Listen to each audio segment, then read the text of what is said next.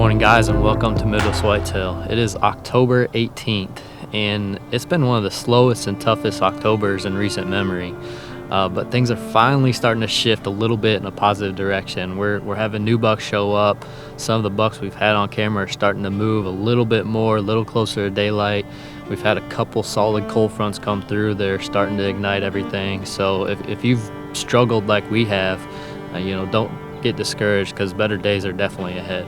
On this week's episode, we're going to kick things off with Josh Honeycutt down in Kentucky, and Josh was able to take advantage of one of these first October cold fronts and kill a great buck in a familiar spot. Following that hunt, we're going to join Grant and Max, and if you followed these guys' hunts over the past couple of years, you know they hunt a lot of small permission farms, and they've got a pretty cool story going on right now with one farm and buck in particular. They recently acquired permission on it, and just a small property, and within hours they were looking at what would have been Grant's biggest buck ever. And finally, we're going to catch up with Mike, who gives us an update on his number one buck, who he's been targeting a few times over the weekend. So I hope you guys enjoy the episode. Thanks for watching.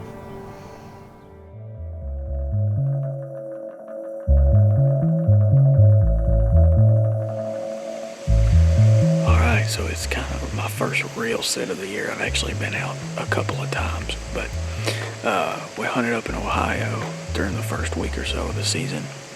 John killed a pretty good deer, one of the target bucks that we had, a nice 140-inch 10-pointer.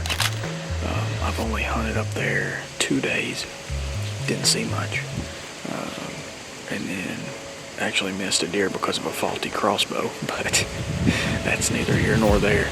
But I've only hunted here at home. I think this is my third or fourth sit, and it's been really slow all year long. This is probably the first time I'll turn in footage, because I just haven't had much to show for my sits. So I've just been waiting on good weather. This is our first actual cold front of the year.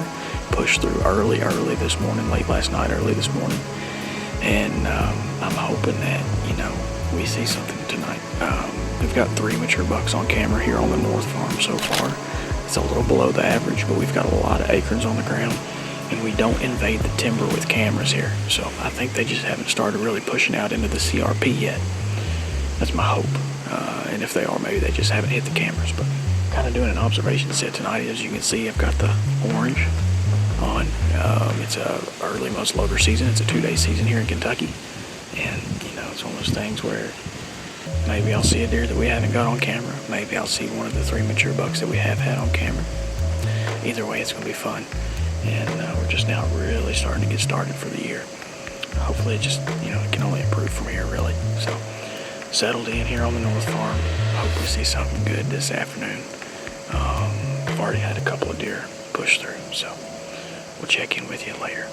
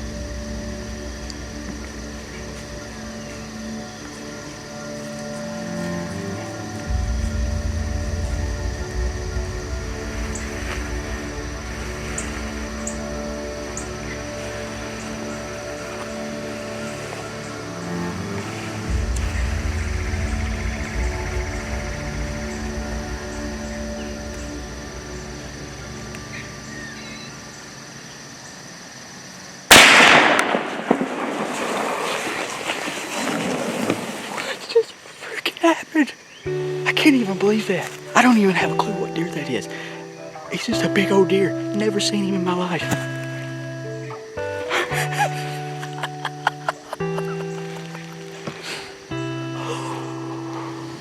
Well, I've kind of gained my composure a little bit. That's a great deer. I don't know what buck that is. Just a good buck, but I don't know what deer. I'm pretty sure I put a good shot on him. Not 100% certain, but because of the smoke and everything, I couldn't get the camera back on him after the shot just because I lost him trying to get the camera back on him and all that CRP. But whatever it is, he's a cool looking deer. Look like a mainframe 10 with maybe some junk, I don't know.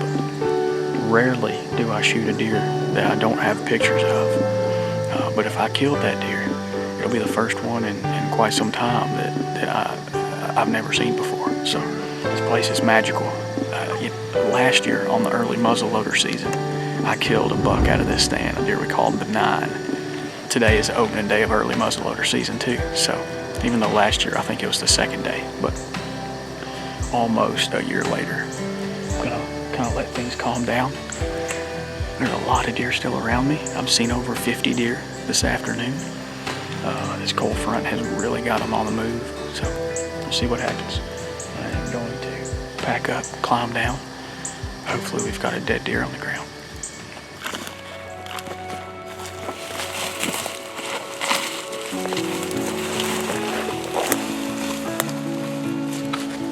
So here he is. This is the big brow tine buck. That's what he's got his name now. He's had a name for about 5 minutes. I'm not good on naming deer, but you know, this is a buck that we've not had any pictures of this season. He, you know, today was the first time that I had seen him. Whenever he come out across the CRP, he was bedded, I think, in a sinkhole up here just to the north of us. Looking back through old photos, this could have been an 8-pointer that we had on camera last year. That was 3.5 last year, 4.5, making 4.5 this year. Obviously, we try to shoot 4.5-year-old deer and older on this property. That's what we've done historically. But sitting in the sunglasses stand, saw probably 50 deer in total. But I can see a lot of ground from that stand. They were, you know, I can see probably half the farm from there. So it's just one of those things where we had this first cold front of October. Moved in late last night, early this morning, and you know, we've said it before, and we'll say it again. Those first cold fronts in October, they're really good at getting deer on their feet. And this deer certainly got on his feet too. But couldn't be happier, couldn't be more blessed to have an opportunity at deer like this. Give God the glory for sure. Couldn't be happier.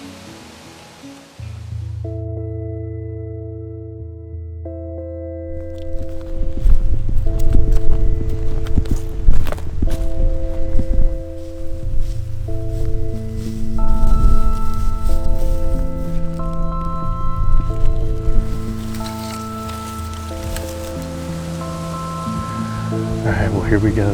It is October 15th, and Max and I literally just got this permission ground like 30 minutes ago on our way to where we were originally going to hunt. And as you can tell, it's pretty windy, but we've never stepped foot on this ground. All we've done is just look at it from on-X, and it's a really cool looking piece. There's an alfalfa field out here, and what our plan is, it's really, really thick behind us, and what we're trying to do is catch these deer coming from this bedding to the alfalfa field. So it's going to be really close quarters tonight. I pretty much only have one shot, and it's going to be at like 10 yards. So hopefully we can at least lay our eyes on a good deer, but Max and I are just really excited to have this new property to hunt.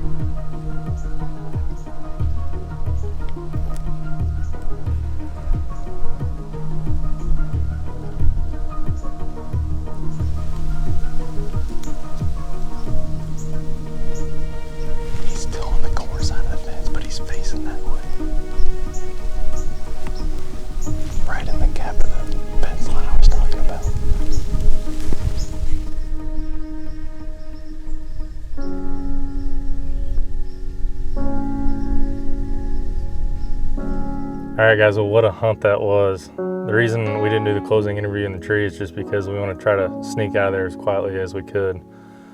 But like I said before, that's the first time Max and I has ever even set foot on that property, and we saw probably 30 deer tonight. I mean, they were just piling into that alfalfa field. And obviously, that great buck encounter we had, that's all you can ask for first time in there. But you guys are probably wondering why I had the camera in my hand instead of the bow when that deer was walking down that corn edge. And the reason is the property that we can hunt, you know, we wanted to get to where we could see that alfalfa field. And with the northwest wind, there was only one tree that we could get in that we could see that alfalfa field, and it happened to be just right on the fence line. So when that deer came out of that bedding area and jumped that fence, I knew that I wasn't going to be able to shoot. So I just picked up the second camera and just decided to get a second angle of them so we can get some good footage. But man, that got my heart racing. You know, we were so close. I think it was just unlucky that he decided to go on that side of the fence and go down that fence row. I mean, we had a perfect trail at 10 yards right on our side of the fence. But Max and I have struggled a little bit with gaining permission since we moved to Iowa. And we have a permission piece about an hour and a half away, but we've been looking for something close. And so the past 3 or 4 days, we've just been knocking on doors. I think we've knocked on 15 or 20 different doors, just trying to gain permission and, you know, asking these farmers what we can do to help them in exchange for hunting rights. And we finally landed 2 different pieces of property. So moving forward, we're gonna try to deploy some cameras on these properties and really try to figure them out. But we're just waiting on that northwest wind to move in on that deer again. So really exciting hunt for the first hunt in there, and I'm looking forward to these upcoming cold fronts.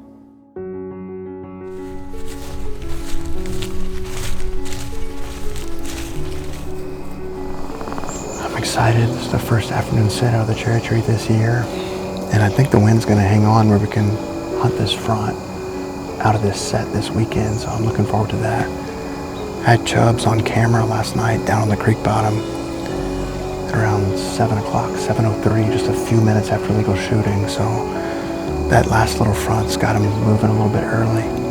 I think at this point he's bedding right here in this area, and it's just a matter of putting in enough time and being smart.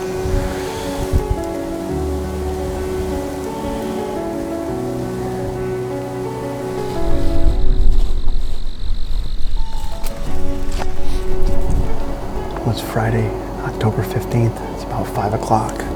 We're in the cherry tree set after chubs. We saw 20 plus does and fawns last night, no bucks. Hopefully chubs makes an appearance tonight.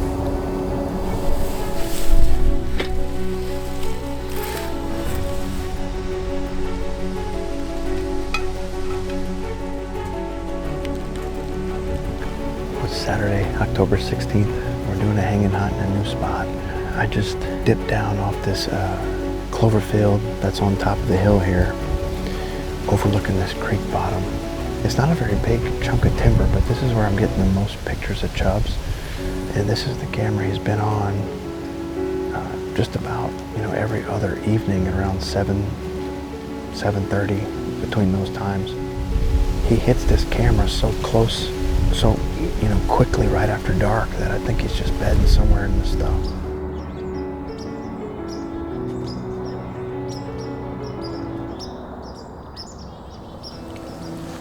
It's October 17th, beautiful afternoon here in Iowa, and Ryan and I are back out on the home farm. As you can see, I've been making a few sits for chubs, and we're back after him tonight out of the cherry tree. I've made nearly all my sits out of this tree when we've had the right wind. I think this is the best spot to catch up with him. We hunted one night when it was raining out in the alfalfa and the redneck blind, and just about every other night I'd get his pictures down on the creek, kind of in the bedding area. We have a mowed trail down along the creek, and there's a big scrape down there, and he's been on it just about every other night. The last time I had pictures of him here was the 8th, and so after 3 or 4 sits in this tree with good conditions, last night I decided to make a move, and we dipped in off the hayfield on the top side of that creek bottom ridge where he's been active so much. He had been on camera, you know, 7 p.m. to 7:30 multiple times.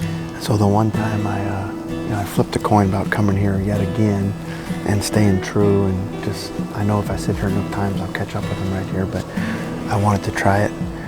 And of course last night he showed up here. It's the first daylight pictures of him I have since season opened October 1st. He popped up about, 7 minutes or so left of legal shooting, so it was like 5:48 or 5:49. And he was just working the scrape right here at 20 yards. That was pretty funny. I got those pictures a couple hours after I got home last night, and I thought, of course, so. Keeps the chase interesting, I guess. Tonight we have a west-southwest wind, which is nice because it blows it back over the beams. Last year I really liked to hunt this with the west-northwest because a lot of deer were bedded in the standing corn. But I think this year, the way the deer activity's been, where they've been coming out of this big bowl behind me, it's going to work a little better with the west-southwest. And last night it looked like chubs came up, from the bowl behind us. So hopefully it does that again and we'll have them down. But we'll have this hunt up on the daily blog tomorrow, probably right around the same time the main show comes out. You guys can check the hunt out then. And all the hunts, every hunt farm so far has been posted up on the daily blog channel. So we appreciate you guys joining us this week. Hope you enjoyed the show, and we'll see you back next week.